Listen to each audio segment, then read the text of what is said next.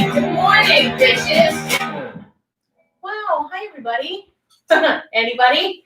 Yeah, they changed the interface a little bit, and now I'm not even confident we're on. Well, if nothing else, hi YouTube. Huh. Yeah. Hopefully we're on Instagram as well. Instagram needs to stop fucking around with its interface. You heard it here first. Because I've had enough. Just had enough.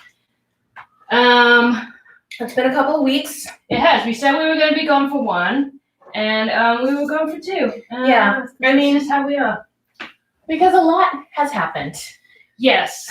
A lot has happened. It's been quite a couple of weeks. Well, before we go any further, I just want to say, if you are eligible to vote in America and you haven't done it yet, turn this fucking thing off. Yeah, just go get it done. What are you doing? Don't want to be part of your procrastination. Nope. Go get it done. Go get it done. This will be archived. Yeah, you could come back and watch it later. So, usually we love it when people watch live, but there are obviously more important things happening today. So go take care of that, why don't you? Yeah, I am a green card holder, but I'm not a citizen, which means I cannot vote. So I just have to sit back and watch you all hopefully not fuck it up again. We're doing our best. I voted last week. I wasn't going to vote early, but I decided that why not? I might as well. Mm-hmm. And I did it, and it was pretty painless. So got a sticker. I got to see a new government building. Mm-hmm. It's always fun. So it's important. It's important. It matters. It counts. There's a lot of apathy out there, and I've heard a lot of people say they don't trust the system, et cetera, et cetera. I know it's very easy to feel really disillusioned, but it matters. It's important. So just fucking get it done. Yeah, it's not going to be the magic bullet that solves everything. Right. Magic bullet that solves everything. Yeah. Just going to have to stick with that just analogy. If there are things that are important to you, you should be organizing and volunteering year-round, irrespective of whether it's an election year. Mm-hmm. And if a third party is important to you, you should have been working with them for the last 4 years. Mm-hmm. Don't be throwing it in there right now. This isn't the time. It's not the time. It would be nice if there was a third party option, but you have to build them up. And that is a years long endeavor. It is not an election year endeavor. If they're not there right now, they're not there right now. Right now, we just got to do the best we can with what we got. That's where we are. That's the truth. So do it. So that's our election day spiel. Mm-hmm. But we've had a lot going on. We have to say R.I.P. to Steve. Yeah, our senior cat Steve. Who you may have seen lounging behind us here. Who you may have heard in the background howling or kicking pebbles around in the litter box. It was his time. It's really sad. Miss him a lot. Mm-hmm, mm-hmm. But that happened in the last 2 weeks. So part of why we just gave ourselves a rest. We moved. We are officially 100% upstate bitches now. Yeah, it's true. Which is weird. Yeah, it's strange, but everything is changing and everything is an adjustment. So yeah, within the last 2 weeks, those things have all happened. So we gave ourselves a minute, but that also gave us more time to think about pink flamingos. Yeah, and to track it down. Yeah, because we ended up having to rent it from Brooklyn Library. Bay Ridge. What's up? Yeah, they saved us on that one. Yeah, they did. With a DVD copy of Pink Flamingos that we watched while we were moving. Mm-hmm. And we made the choice to watch it with a commentary on because John Waters is delightful. Yeah, so I had never seen Pink Flamingos before. Crystal had.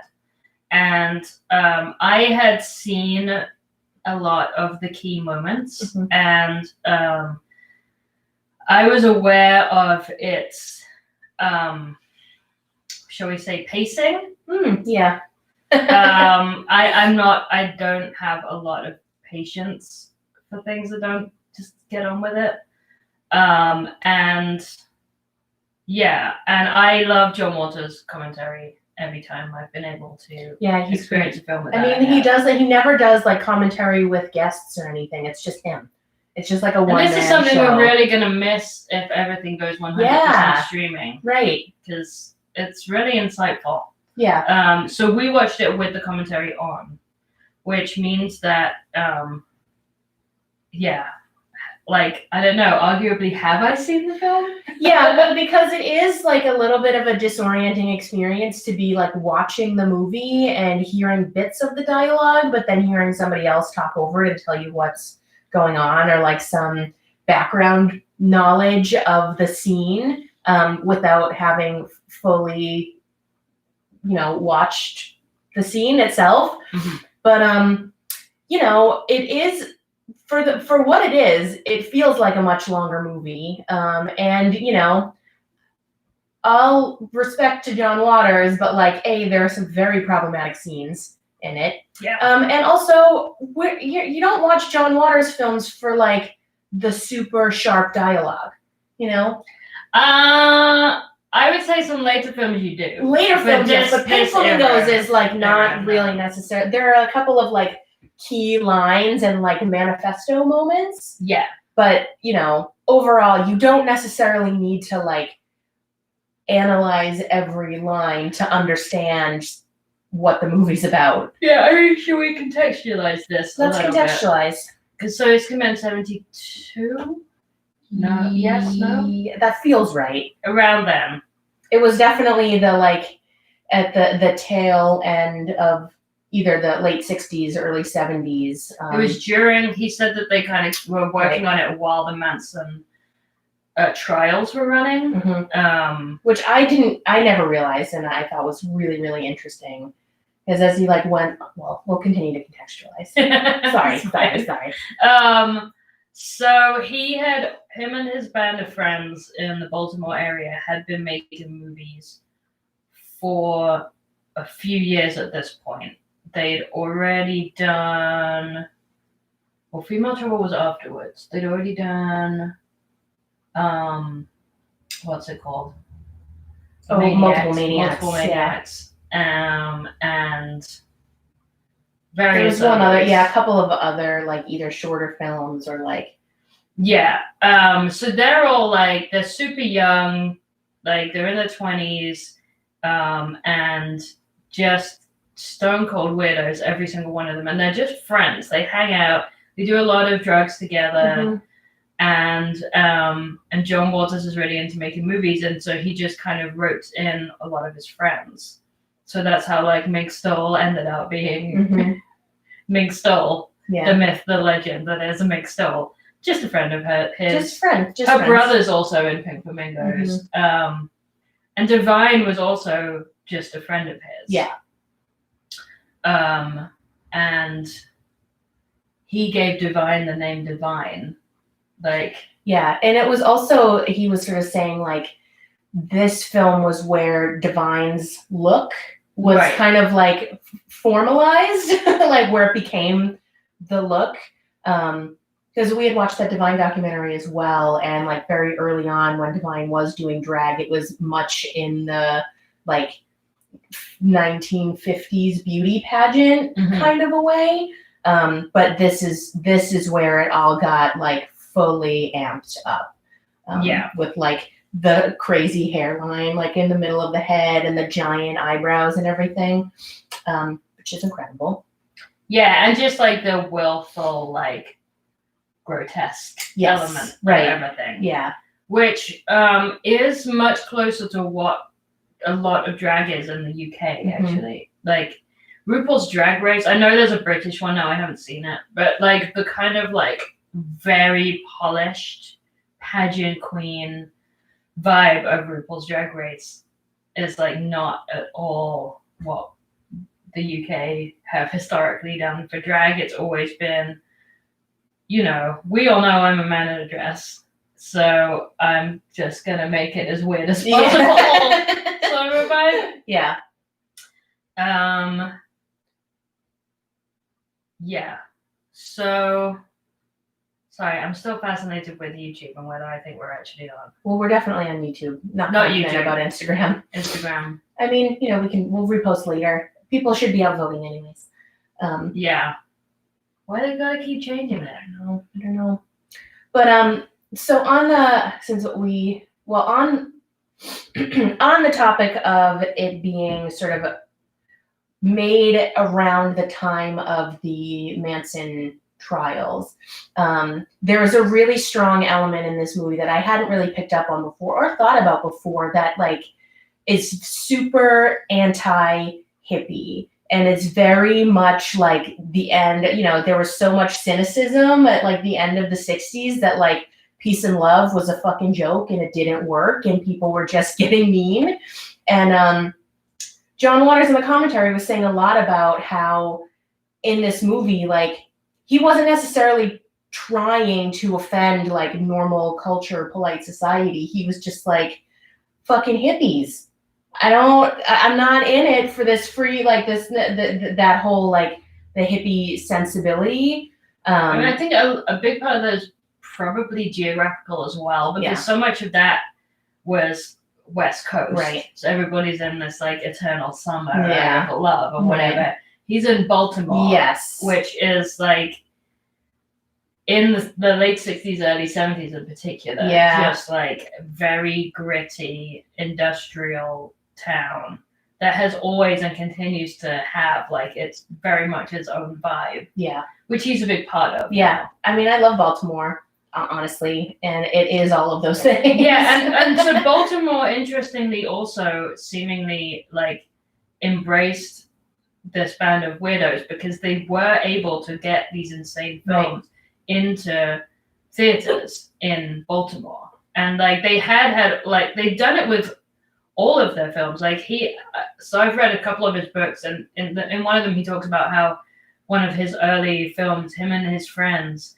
like right after the Kennedy assassination, like literally I think within a year, filmed their own weirdo like reenactment, I guess. Yeah. Just in Baltimore. And then crazy shit. And then they screened it in a theater. Yeah. And people like went to see it. So Pink Flamingos is the one that kind of broke him further out of the Baltimore bubble. Yeah. And because of its notoriety, like not because people necessarily thought it was a good movie, but because it was so outrageous. But it also became like a midnight movie. Yeah. You know? Like a lot of movie houses would put it on at midnight and they know they'd get a bunch of drunk weirdos to come watch the drag queen. Yeah. I mean, and he was saying too in the commentary, I think it was like Arista or New Line, like whatever the distribution company was that ended up picking it up, like absolutely understood what it was and had no false pretenses about who their market was and like purposefully tried to get it into these like smaller midnight movie showings because they knew that like they couldn't get bigger movie theaters to play it in prime slots. Right. But they could get small, dingy theaters to show it at midnight and knew that all the weirdos would come out. So like, you know, for John Waters being a relatively like inexperienced filmmaker, and I loved how he talked about this in the commentary about how he like knew that he didn't know what he was doing, but also just didn't care. Yeah. And like that, so much of that comes through in the movie, this like guerrilla filmmaking sensibility. There's also this kind of fairly like meta element to it as well, because so the plot is essentially like these two groups of people warring it out to be the filthiest people on the planet. Mm-hmm. And so the entire plot is people doing things to try and outrage polite society. But the film is also doing that. Yeah. Which is pretty great. And, you know, whether or not he necessarily put that together at the time is inconsequential because it works. Yeah, so it was cool to watch it again because the first time I saw it, I rented it on VHS from a local video store. And, you know, watching it again with the commentary, like gave it another, as commentaries do, like gave you a little more perspective and kind of another layer of like what's going on here. You know, and some of John Waters' stories were absolutely ridiculous and some of them were like very insightful, and he did sort of, I wouldn't necessarily say apologize, no, but he did acknowledge how problematic some of it is. Yes. Particularly the chickens. Yeah. That was rough. Yeah. there's just all that's not by any means the most No, problematic, but and it's not. Yeah, that's it's one of several.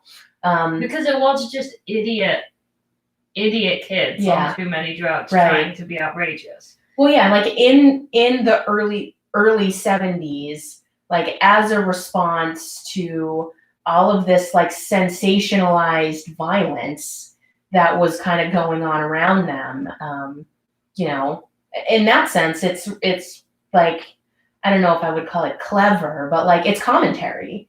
You know? It's also like, so there are these people just trying to be the filthiest people alive, and like there's some really unpleasant things like the chickens, which if you don't know, it's like this couple having sex, but they're like throwing a live chicken around. It's weird. And then there's like the women in the dungeon bit, which is also terrible. But then there's also just bits where they like have a man farting into camera for a really long time and you can like see up his butt. Yeah. Or there's like the bit where they're licking all the furniture. Yeah, which I find hilarious. There's just a lot of like real stupidity in it, like funny stupidity. Like, I mean, even the beginning when Divine steals meat by shoving it up I love her that. dress, I love just like really kind of inspired in its like stupidity, but like a glorious like silliness. Yes. Yeah. And it's funny because like they had the trailer, like there's the main location that they like spent time and effort on is this trailer in the woods where Divine lives, which they ended up like setting on fire for the movie and stuff. But every other location, particularly when they're like in an office or whatever, it's just their house. Yeah. And it looks like a 15-year-old, like, it's glorious. It's just people in wigs pretending their front room is an office.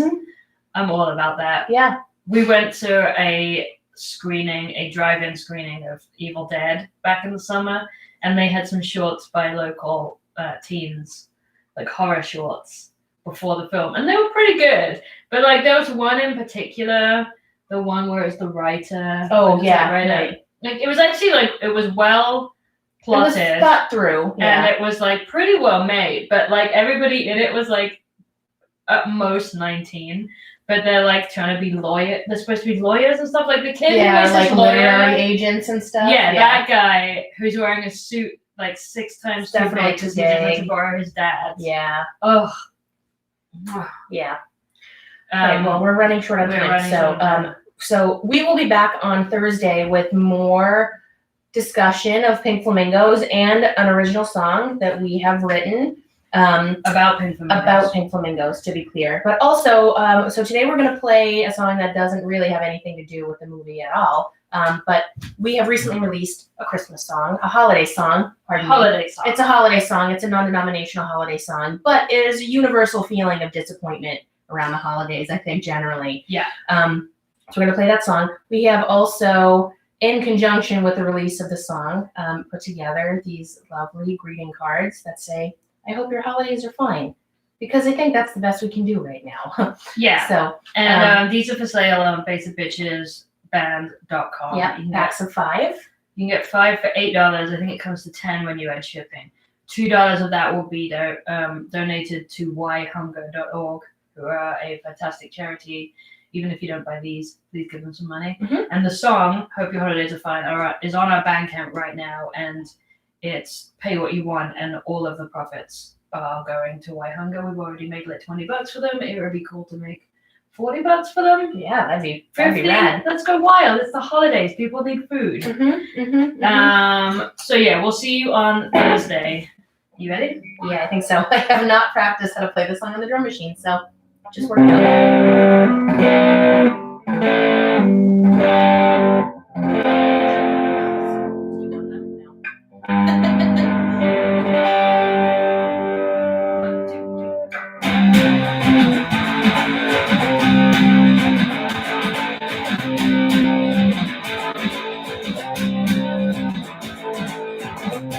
Happy Christmas.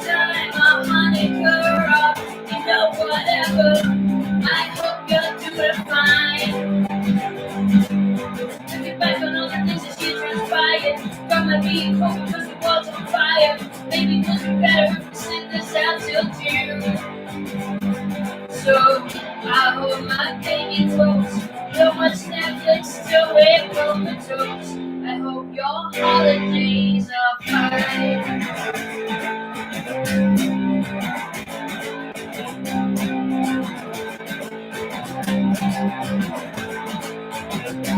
Happy Christmas time or Hanukkah, you know whatever. I hope you feel okay. Hanging out with friends all night and sleeping all day. Call your family and say you're doing okay. Any more than that will let me end up in a fight. So I'll hold my baby close. Go watch Netflix till we're comatose. I hope your holidays are fine. It's well and good to celebrate. Sometimes things just aren't that great. Give yourself a year off. Maybe in another year you'll find yourself some festive cheer. Maybe not.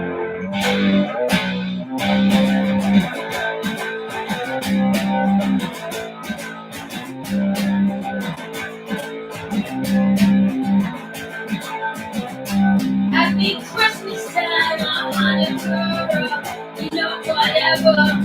I hope you feel alright. Every holiday is just another weekday. Treat accordingly and you'll avoid the heartache. Not like anybody is a kid now anyway. So I'll hold my baby close. Go watch Netflix till we're comatose. I'll hold my baby tight. Go watch Netflix clear on through the night. I'll hold my baby close. We'll watch Netflix till we run out of shows. I hope your holidays are fine. I hope they're fine. I hope you're okay. I hope you're fine. Nice. Yeah. All right. Thanks, everybody. Vote! Vote!